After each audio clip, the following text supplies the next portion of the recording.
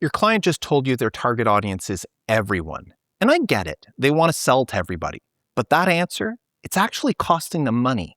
And it's about to cost you hours of wasted design work. Hey there, I'm Mark Decote. If you watched the first video in this 4-part series, you know we just walked through 13 questions to help you understand your client's company. Today, we're moving to the next level. We're discussing their target audience. And then we're diving into brand discovery. Now, if you haven't watched part 1 yet, go back and check it out. We've covered the foundations, questions about who the client is and who they compete with, and where they sit in the market. This video builds on top of that. And together, these first 2 videos are going to completely change how you approach new design projects. And by the end of this one, you're going to understand not just who your client is, but who they're trying to reach and what their brand actually stands for. So let's get started with that audience problem, because getting them to define their target audience properly, that's one of the most important conversations you're going to have. Question 14, can you identify and describe your target audience? Now, here's what happens most of the time. You ask this question, and your client says, well, everyone's our target audience. We'll sell to anybody. Of course they'll sell to anybody who walks through their door or visits their website. Nobody's going to turn away business.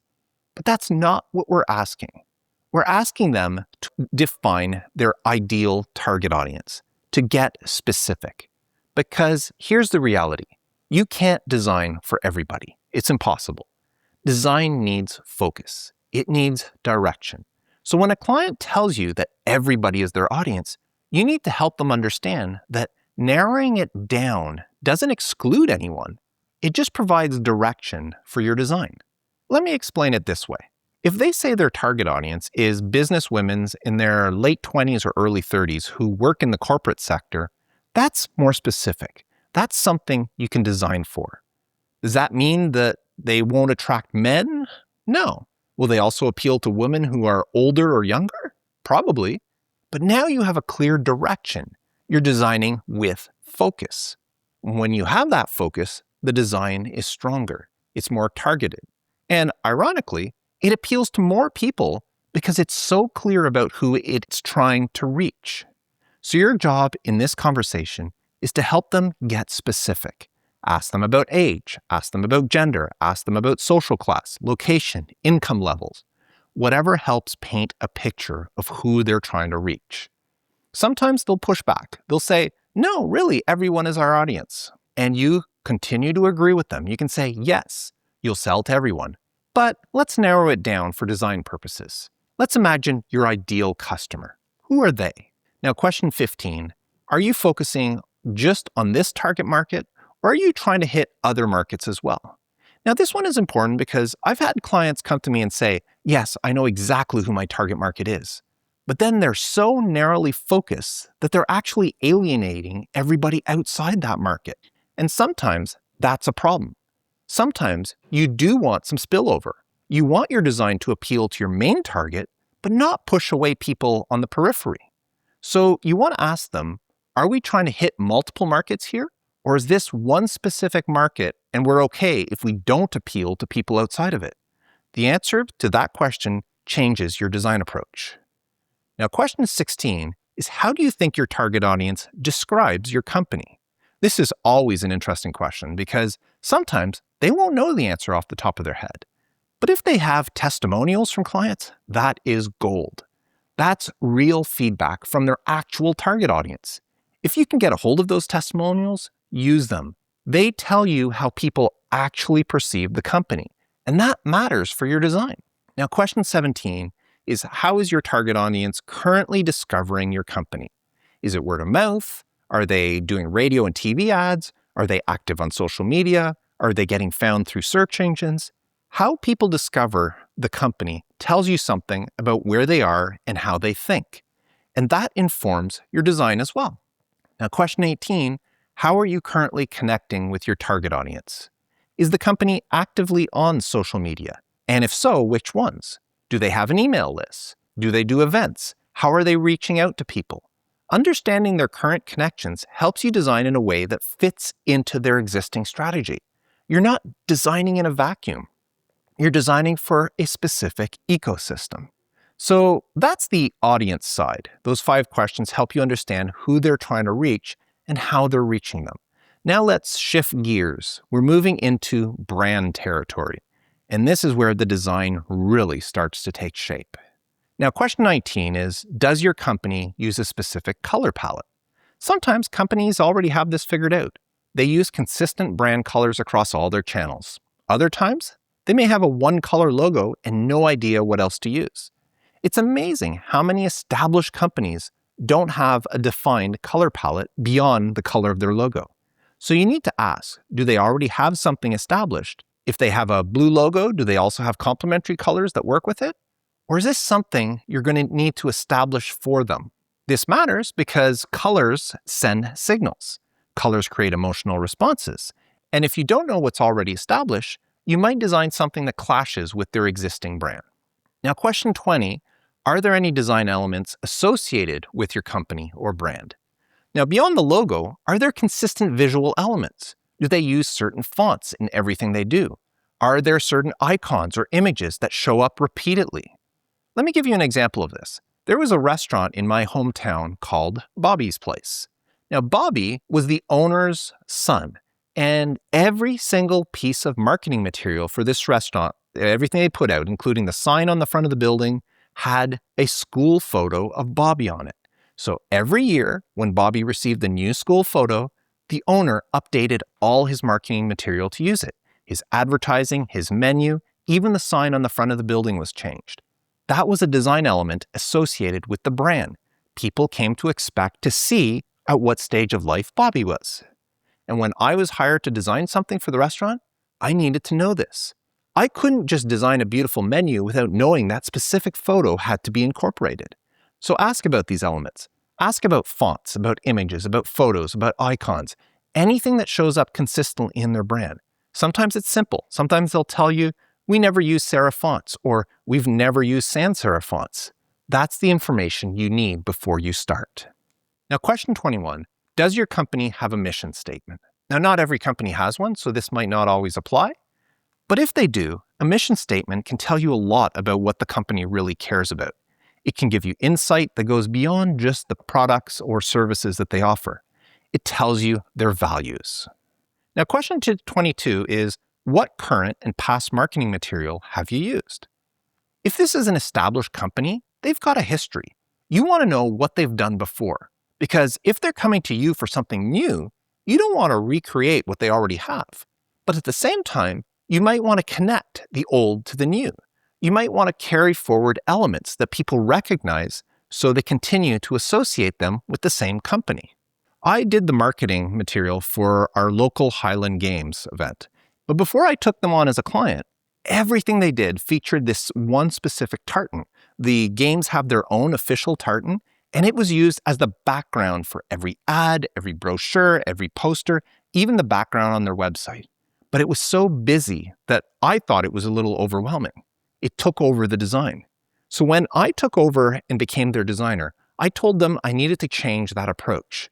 And they were worried. They said, everybody knows us from that tartan.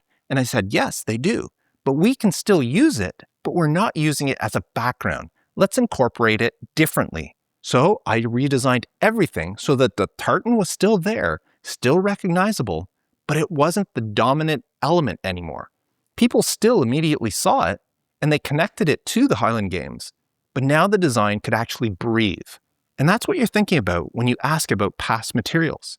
How can you honor what came before while creating something new and better? Now, question 23, what did you like or dislike about your past marketing material? They're coming to you for something new, so there's a reason they're not using their old stuff anymore. You need to understand why. Maybe it's outdated. Maybe it looked like it was designed in the 90s. Or maybe there are specific elements that they loved and that you can carry forward. Sometimes a client will say, I didn't like the overall design, but this one element in the corner, I really like that. And boom, you've got something to work with. Now, question 24, why are you looking for something new? Get them to articulate the reason. Is the old design tired? Are they rebranding because their business has changed? Are they trying to appeal to a new market? the answer they give you shapes everything about what you create. Now, question 25. Do you have a company slogan? Now, some companies do, some don't. But if they have one, it can give you insight into how they position themselves and what message they want to send. Now, question 26.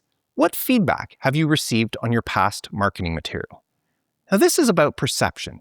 How does their target audience actually respond to what they're putting out? Perhaps clients have provided feedback that the old design was hard to read, or maybe they got compliments on a specific part of it that really resonated with them.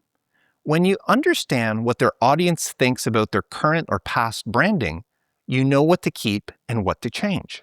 You know what resonates and what doesn't. I've had situations where a client thought their entire brand needed to change. But when I asked this question, they told me, well, actually, we got a lot of good comments on this one element. People really like that. Suddenly, I have something to anchor the new design to. I can modernize and refresh it while keeping that element that people connect with. That's the power of this question. It prevents you from starting from scratch when you don't need to. And it prevents you from throwing away something that's actually working.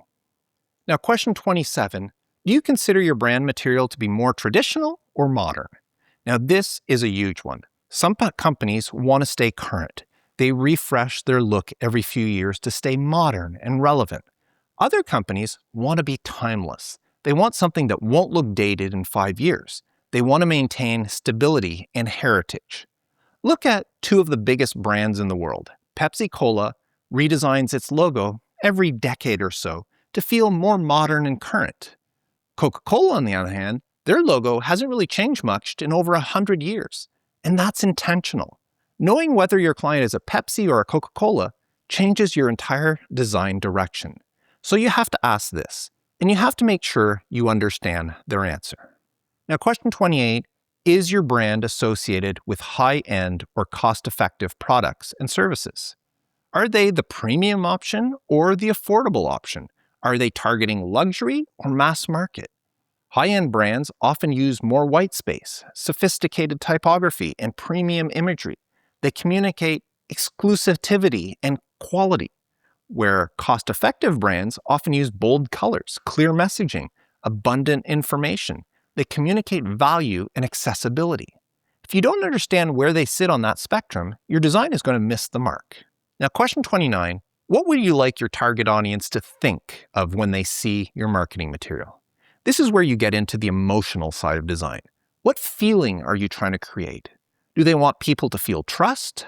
Then you're thinking about blues, greens, stable layouts, and professional imagery. Do they want people to feel urgency? Then you may be considering bold colors, dynamic layouts, and striking typography. Do they want to convey luxury and exclusivity? Then you're thinking about restraint, elegance, and premium materials and finishes. There's no one right answer here, but there has to be an intentional answer because every design decision, color, type, imagery, layout, it communicates something. And you want to ensure it communicates what your client actually wants. So there you have it. 16 more questions, questions 14 through 29. And here's what happens by now in your conversation with the client. You understand not just who they are, but who they're trying to reach and what their brand actually represents. You've moved from company intel to audience insight to brand understanding.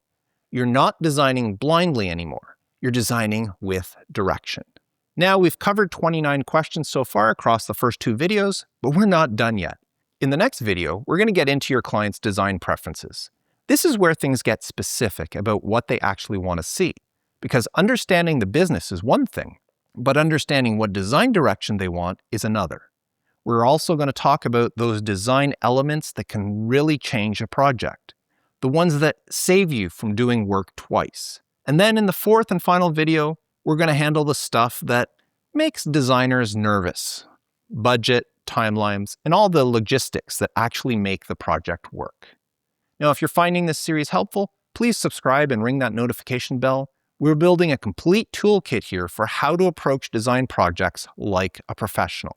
Not just someone who can design, but someone who understands strategy.